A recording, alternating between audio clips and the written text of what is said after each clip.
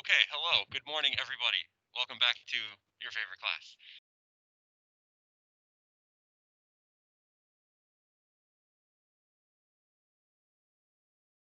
Criteria for solid materials. Okay. Announcement, homework number 3 is posted. It's due on Monday, so please get it in Monday. It's only 2 problems. One of them is kind of a MATLAB intense problem. Some people like those, some people don't. If you do, it's your lucky week. If you don't, okay, don't cry about it too much, okay? All right, so without further ado, let's get back to it and pick up where we left off. All right, so last time we were talking about failure criteria.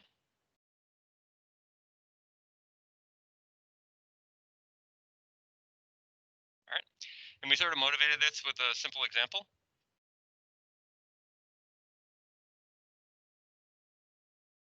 And that is a rod in tension. So here's our sort of motivating example where we have this guy being pulled in tension. And if we look at a surface element of this guy, say we're going to pull this in tension to failure. Okay, so if we look at a surface element of this guy,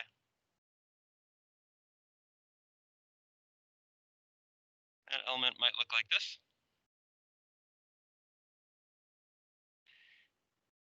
And we'll say that at failure, that particular stress is sigma naught at failure. All right. So in this particular example, we know that you could do your full principal stress analysis on this and determine that principal stresses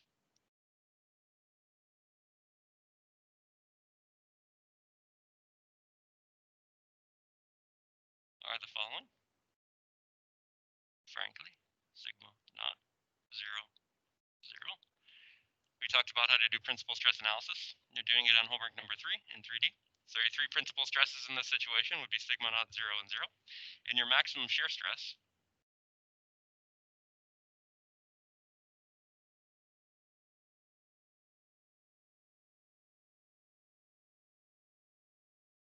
would be sigma naught on 2. Okay. So the first 2 failure criteria that we established was that the first failure criteria we talked about was maximum normal stress. And the maximum normal stress criteria basically says that if you have some arbitrary stress state and any one of the principal stresses exceeds sigma naught, you fail. The second static failure criteria we talked about was that if you have some arbitrary stress state and your maximum shear stress value exceeds sigma naught on 2, you fail. And that goes back to this very simple tension experiment where we looked at, what is the principal stresses and what are the maximum shear stresses in a simple tension experiment that we take to failure. So the first 2 criteria we looked at were the max normal stress criteria.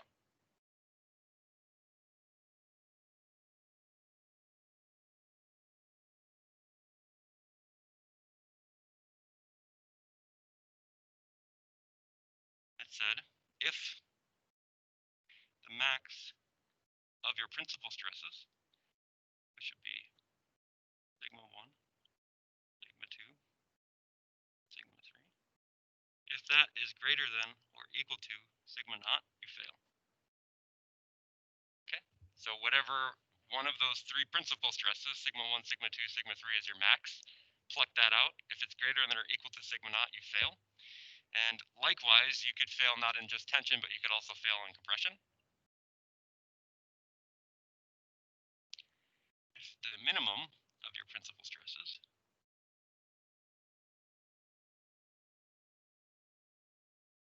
is less than or equal to negative sigma 0, you also fail.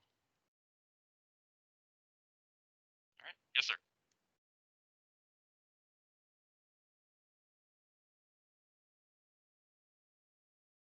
Yes. The question is, there are some materials that have different failure stresses in tension and compression. Will we talk about in this class? And the answer is yes, we will talk about that. So this was your max stress criteria, max normal stress criteria. The second failure stress theory that we talked about was the maximum shear stress criteria.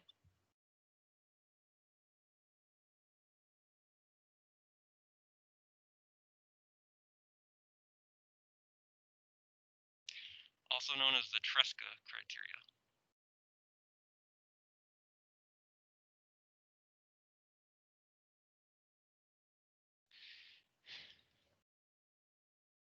That'd be cool if you had a failure criteria named after you. You'd be known for failure, but in a good way, which is strange. Okay, yeah. All right. This said that for any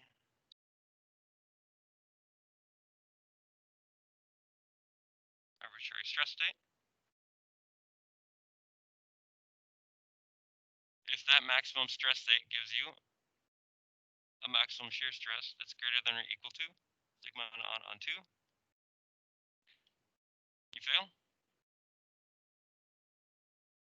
Or sort of this, well, that's probably pretty good. We don't need to do the negative value. This is sufficient.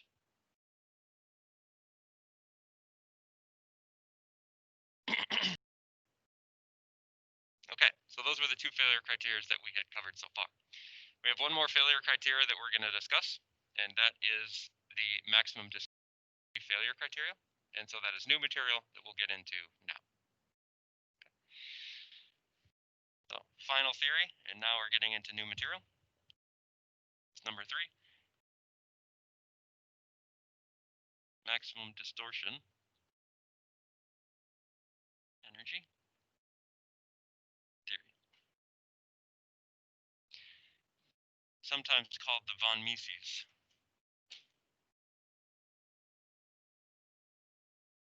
criteria.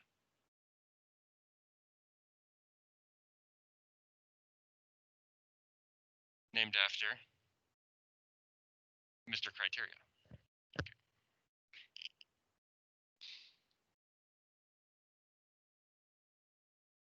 All right. This theory here is an energy theory, and give you a little historical context of ME3005 really quick. Let's go back in the Wayback Machine.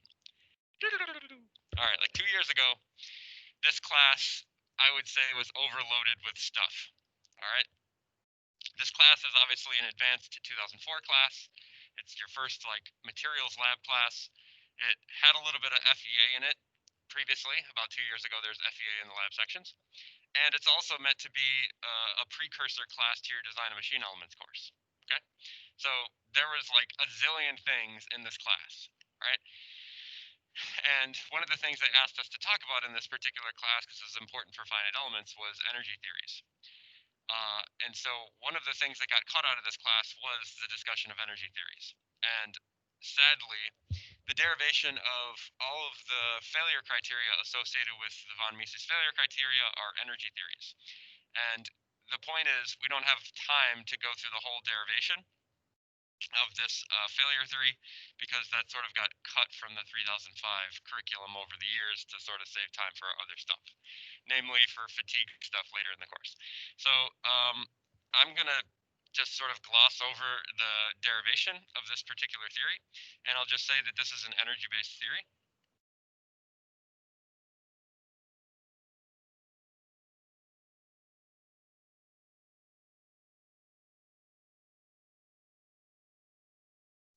And if you're really interested, the derivation's in the book.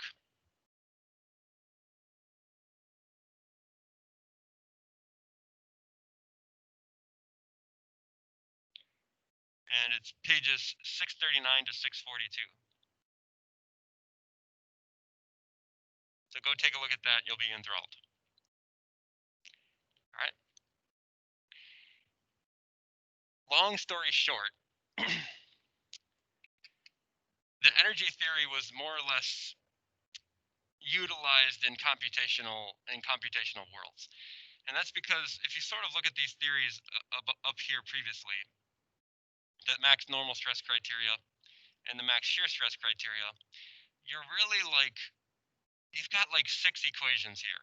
All right, so you've got to compare 3 principal stresses to sigma naught, and you've got to compare three principal stresses to like negative sigma naught, and that's more or less like 6 equations, okay? And for kind of a computational program, that's annoying. That's like 6 if-then statements or something like that. So a little bit frustrating and annoying. It's not ideal for computational work, okay? Similar idea here. You've got to sort of permeate all of the possibilities of tau max, which incorporate like sigma 1, sigma 2, sigma 3, and it's a little bit like annoying to deal with, and also this particular theory is a little bit non-conservative. All right, so energy-based methods are a good workaround computationally and also end up being a little bit more accurate. Okay, and the general formula for this particular theory is only one equation using all three principal stresses, and that equation is the following.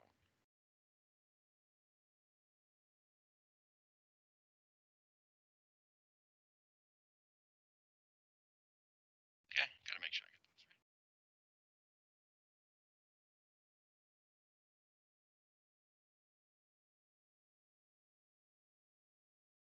Okay.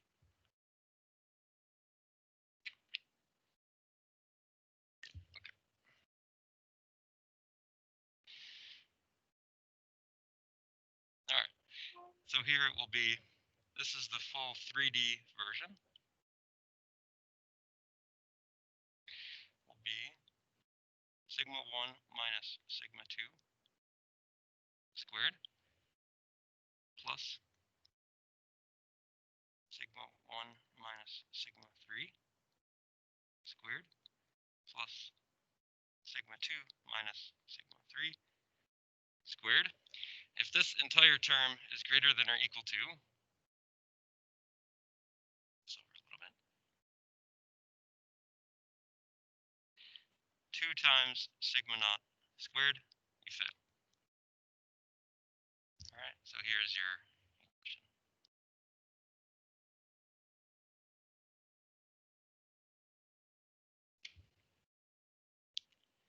All right, there's a two-dimensional version here if you're in conditions of plane stress.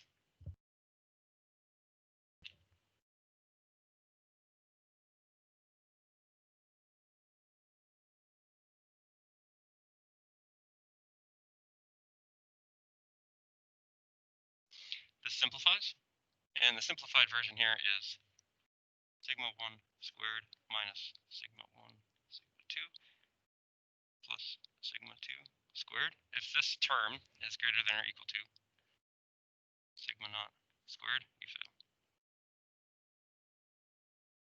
This is the 2D version.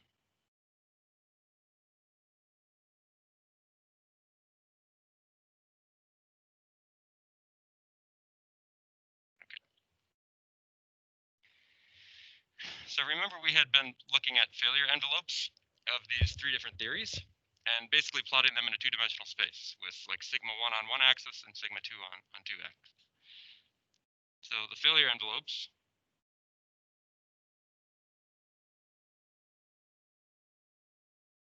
to remind you, I'm going to draw them all on one figure here.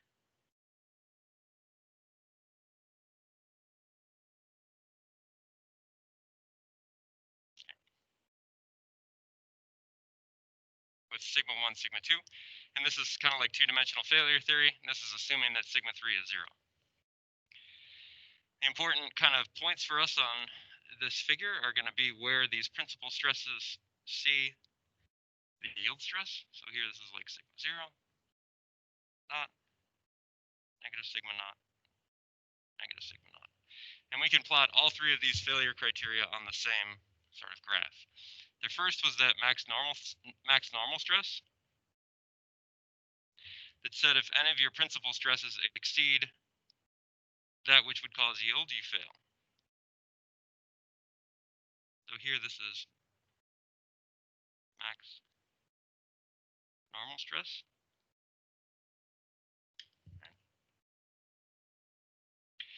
The next was the Tresca criteria. This is your max shear stress criteria. And this one was similar looking, except quadrants 2 and 4 had sort of this linear equation in it. So here, this is your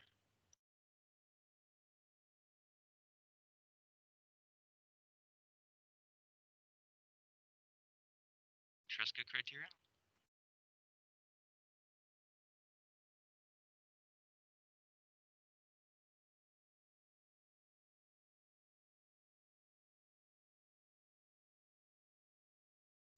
And then the last one is the maximum distortion energy theory, or the von Mises theory. And this equation up here is the equation that we're going to plot in this failure envelope space. And this is actually an elliptical equation. Right?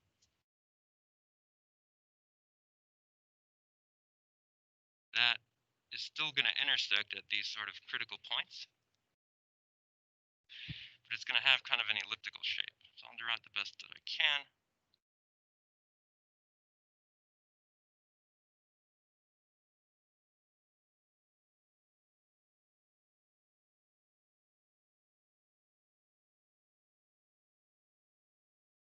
Okay, that's my best approximation to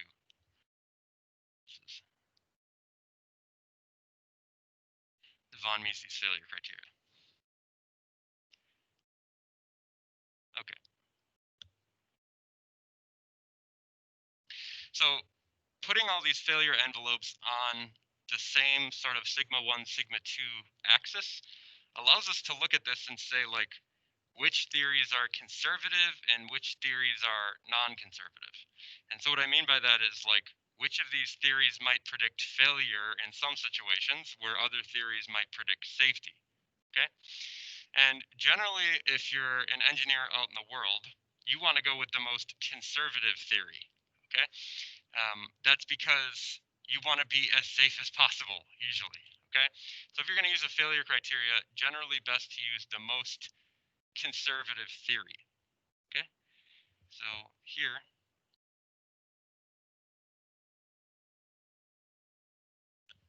we can see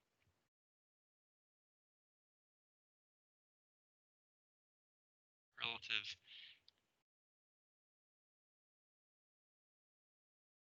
conservative or non-conservative nature of each criteria. All right. From least to most conservative, we have the following.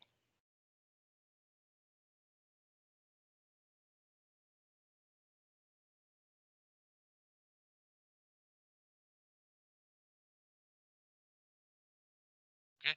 If we want to think about the theory that is the least conservative, we would think about the theory that has the most possible safe points.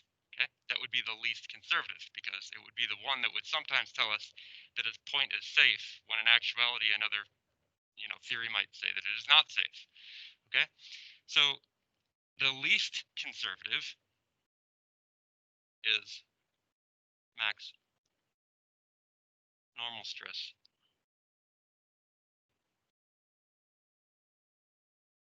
Okay,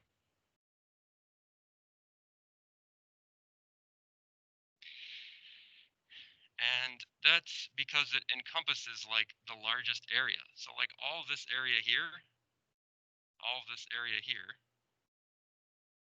those would be like principal stress states at some point on our piece, where the maximum normal stress theory would predict safety and the other theories would predict failure.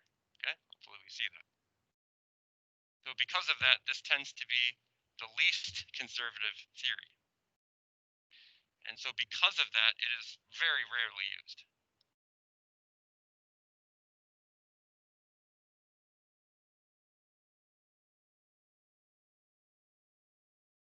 Okay, it's not very computationally efficient because again, we have to kind of compare 6 equations, and it's also, non-conservative, which is, not good.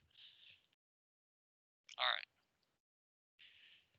The next least conservative would be the one that would incorporate the next most points, and it's kind of debatable, but people generally say that the von Mises criteria would be the next least conservative.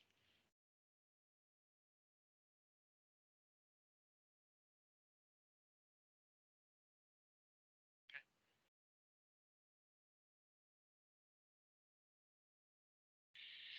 this is probably the most often used failure criteria in the world. If you ever like go to SolidWorks and do like the FEA analysis in SolidWorks, it tells you like the von Mises stress or the von Mises failure criteria. Okay, when they talk about the von Mises stress, they're talking about like this combined term. That would be like the von Mises stress. All right. So this is used often, especially in computation. Okay, because it's easy for me to calculate what's the principal stress at this location, and then utilize that one equation, which is this elliptical equation, to get my value and compare to some known failure criteria, some known failure value. All right, and then the most conservative is the Tresca criteria.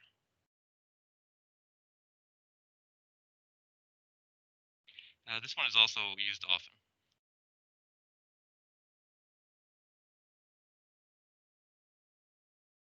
Okay.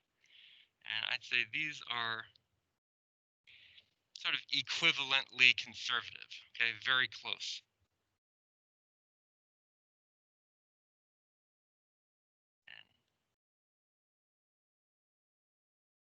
In conservative nature. So there are some points in the von Mises theory that would predict failure that wouldn't in Tresca.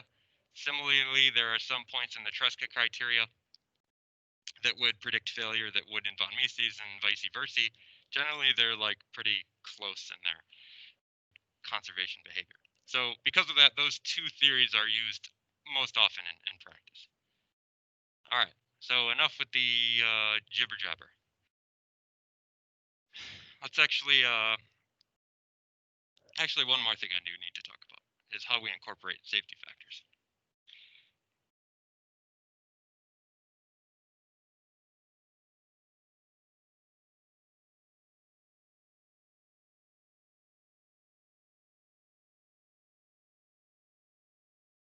All right, so how do we incorporate safety factors? Well, if you want to incorporate a safety factor, all you really have to do is take whatever the known yield stress or ultimate stress or whatever of the material is, divide it by your safety factor, and use it in the criteria, just like you normally would. So the method here is to incorporate safety factors. All you have to do is just divide the yield stress, sigma 0, by your safety factor and go forward. Okay. So divide yield stress of material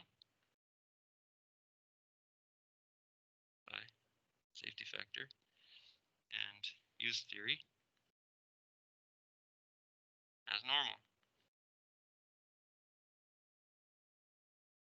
Okay.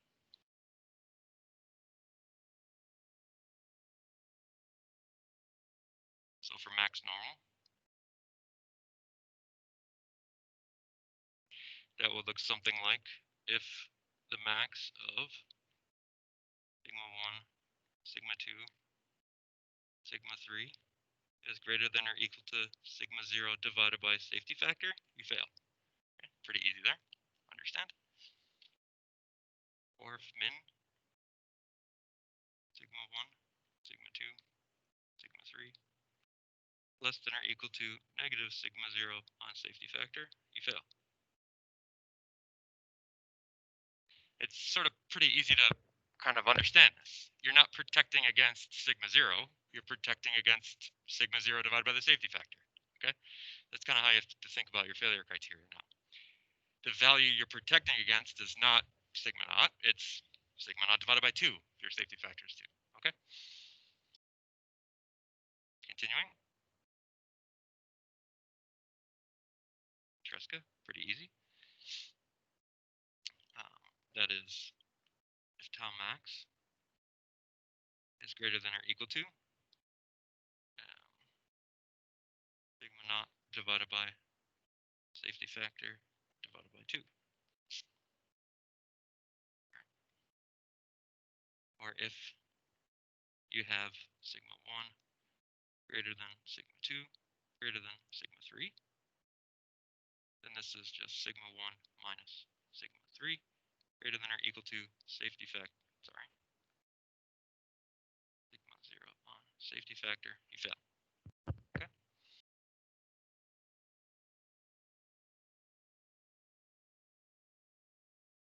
Finally, your von Mises. This is the trickiest one, but the concept is the same.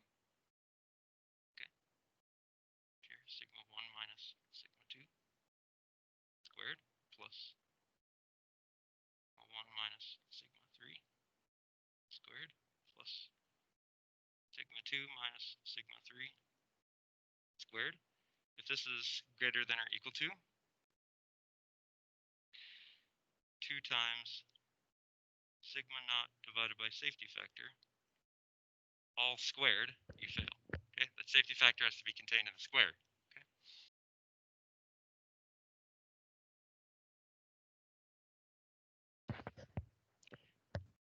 They like to do this on the common final, this exact problem, because a lot of people forget to put the safety factor inside the square.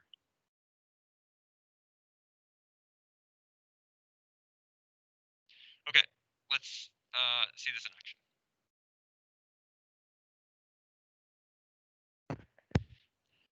There is a nice slide in the notes for general comparison of the three criteria. Kind of already drawn this picture, but sometimes it's nice to actually see it with relative data and see what it actually looks like. So I'm going to pop this in here for just a second. This particular slide. So here are your failure envelopes. This is kind of what I tried to draw a little bit up. You sort of see the three different failure criteria laying over the top of each other. Maximum distortion energy, max shear stress, and maximum normal stress. So you can sort of see that maybe in a little bit better picture than what I drew. On the right there, you see a picture of sort of quadrants 1 and 4 of the graph with some actual data that people have utilized. And so you see there in that particular figure some data for aluminum and steel, where they've put in some loading on the piece that has the principal stresses given by like the triangles or the squares that you see in that figure. Okay. So you can sort of see how real experimental data, sort of like how these like triangles and squares on this particular figure fall in line with some of the failure criteria for this class. Notice here that like the maximum normal stress theory, which is kind of on the bottom right here, that boundary for that failure envelope is way past or way outside any of the actual experimental data for aluminum and steel. So again, this is the least conservative theory, that maximum normal stress theory, and it doesn't really go with the data at all. You see the maximum distortion energy theory, this like elliptical equation, has a lot of like triangles and squares that sort of fall over the top of that theory. So generally, it's a pretty good and well accepted theory. Okay. So there you go. Let's do an example. Here's an example.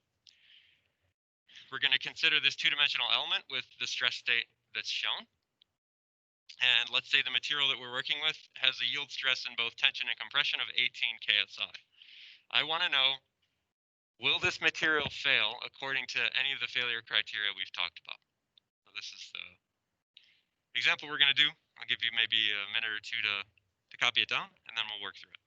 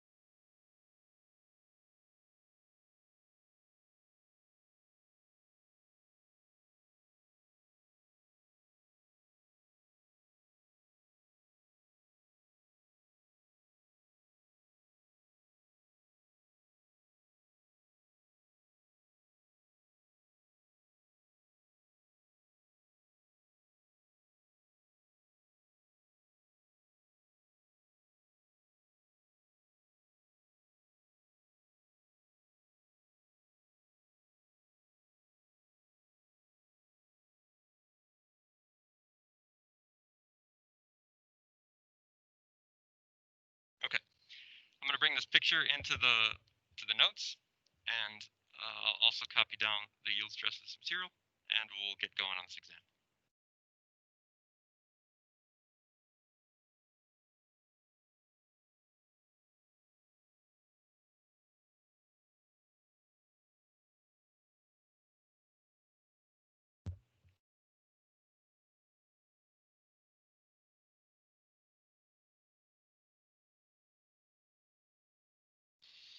Okay. Given the yield stress of this material is 18 KSI,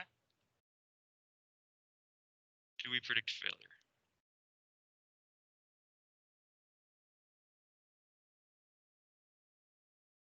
Okay, here's our question.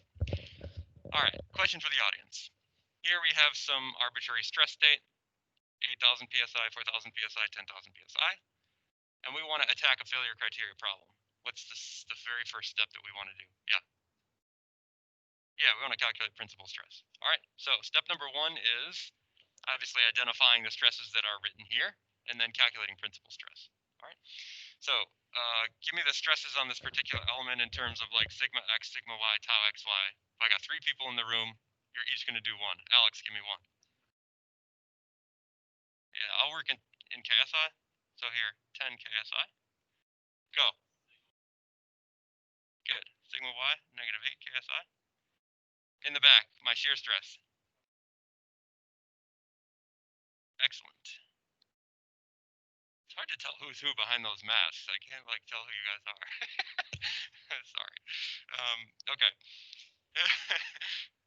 I know. I'm sorry. We can all go rob banks later and no one will know, okay? Okay. So now, yeah, okay. He's got a hood on too. Like, man, okay.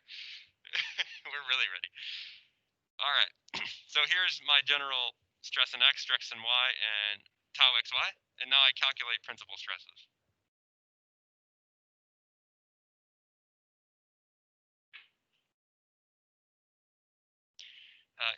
We can use either the 3D equation for principal stress or the 2D. I'm going to use the 2D just because it's a little bit more simplistic, but you could use the full-blown three-dimensional cubic equation with I1, I2, I3 if you want. That's a lot of unnecessary calculation here, so let's just stick with the one that we kind of know and love, and that is sigma x plus sigma y. I say we know and love, but I bet there's a love-hate relationship. Plus minus square root of sigma x minus sigma y on 2 all squared plus xy squared. Okay. You have sigma x, sigma y defined, tau xy is all defined. If you want to punch numbers in here, I'll work in KSI. This will be like 10 minus 8 divided by 2 plus or minus square root of 10 plus 8 divided by 2 squared plus negative 4 squared. Here working in KSI. Okay. Punch all this in. You'll end up with principal stresses that's 1 plus or minus 9.85 KSI.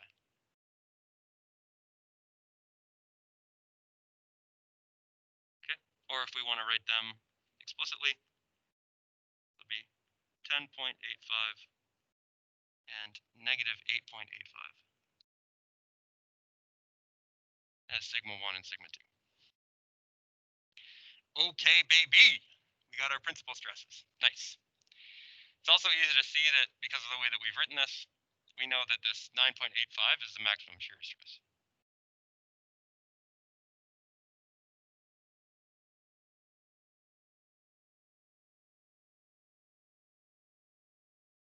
Okay, so these guys are going to be important for us. Principal stresses, max shear stress, kind of always number one thing to do. Okay, now that we've calculated those guys, we're ready. Failure criteria. So let's first look at the maximum normal stress.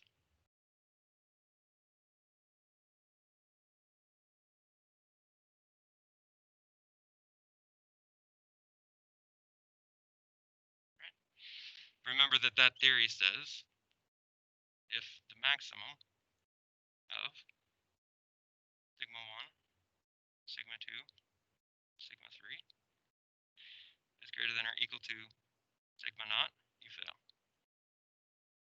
All right. Or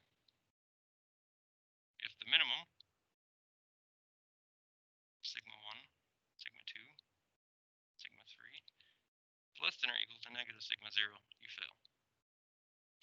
All right, so we have sigma 1 and sigma 2. Let's make sure that we're cleanly aware and keenly aware of what is sigma 3. So what is the sigma 3 value in this problem? 0. Let's just note that for sure. And that's because we're in plane stress.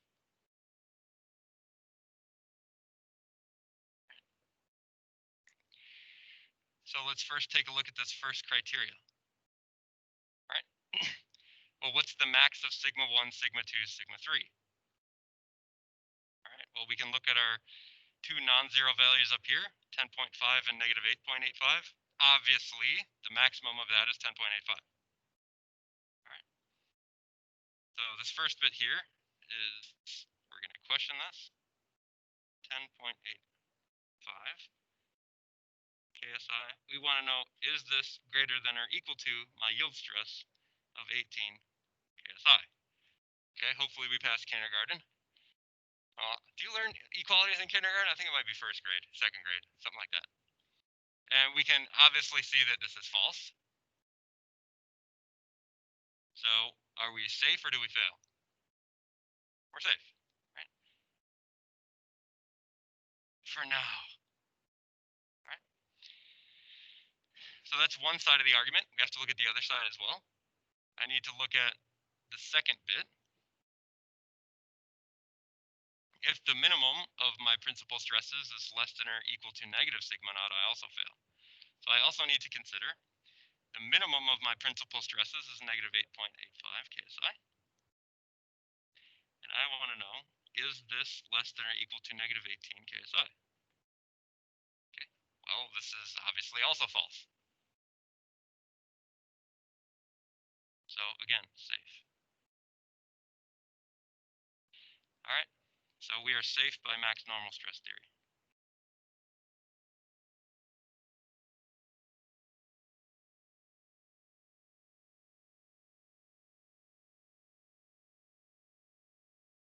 Sweet. And if any of your criteria for failure are met, you fail. Just be aware of that. It's not like, oh, well, the maximum size says it's safe, but the minimum size says it fails. Okay, it failed. All right. Let's be clear about that straight away. All right. Next, how about our maximum shear stress criteria?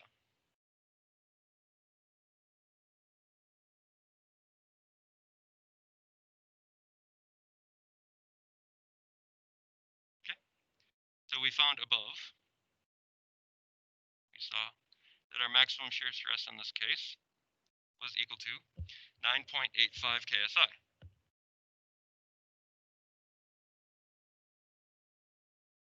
And our criteria was that if tau max is greater than or equal to sigma 0 on 2, we fail. So my question then is tau max, which is 9.85 KSI, is this greater than or equal to my yield stress, which is 18 KSI, divided by 2? What do we think, audience? Yes, it is true. So what does that mean? We predict failure here. So here, failure is predicted.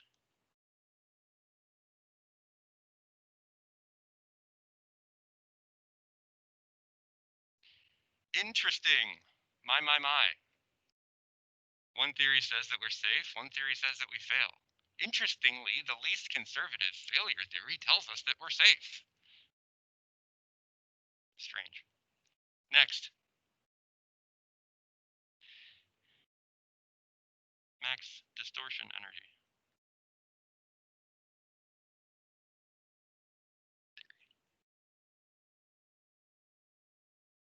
All right. So you have the sort of 3D equation or the 2D equation. Since we know sigma 3 is 0, we'll just go with the 2D equation here.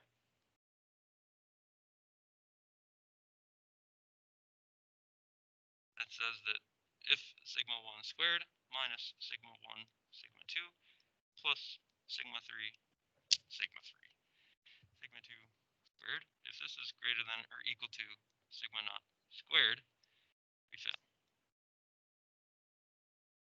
All right. So let's put some numbers in. We've calculated everything in this equation already, so we can just, go to work with our calculators. Okay, so here this is 10.85 squared minus sigma 1 is 10.85 multiplied by sigma 2 is negative 8.85 plus negative 8.85 squared. I want to know if this is greater than or equal to 18 squared. All right, let's put some numbers to this. Left-hand side, if you punch everything in, work it in on your calculator, this is 292 KSI squared.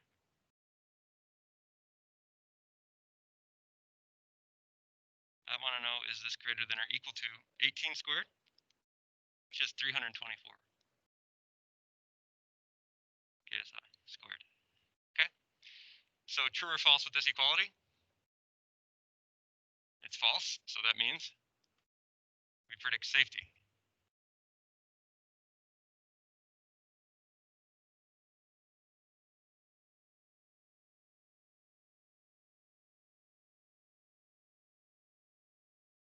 All right. Very interesting problem. All right. Now, if we kind of think about or go back to our failure envelopes, and you think about maybe putting sigma 1 and sigma 2 on the failure envelopes, where might they fall? Where might you see them on the failure envelope? So let's go back up to that failure envelope and sort of take a look. All right, we'll go all the way back, all the way back, all the way back, up to my failure envelope here. All right. In this particular problem, remember our sigma 1 was like 10.85. Our sigma 2 was negative 8.85. And our sigma 0 was 18. That's the framework that you have to have when you're thinking about this failure envelope. So like these values here are 18 and minus 18, right? Just barely old enough for a lottery ticket. Is it 18 for a lottery ticket or 21? I think you can get a lottery ticket at 18. Yeah. Okay. So our failure stress can get a lottery ticket. Yes. Okay. All right. So where about would these fall? All right, well, if we think about the point on this failure envelope defined by sigma 1 and sigma 2, it would be the point 10.85 comma negative 8.85. So if I were sort of like thinking about this value as the value 18, I could sort of scale the x value as like, I don't know, 60% of the way towards that. So maybe that's like, here's my x value. All right, and then my y value is negative 8.85. That's about halfway to my negative 18. So maybe that's, I don't know, somewhere here. This seems like a good possible location for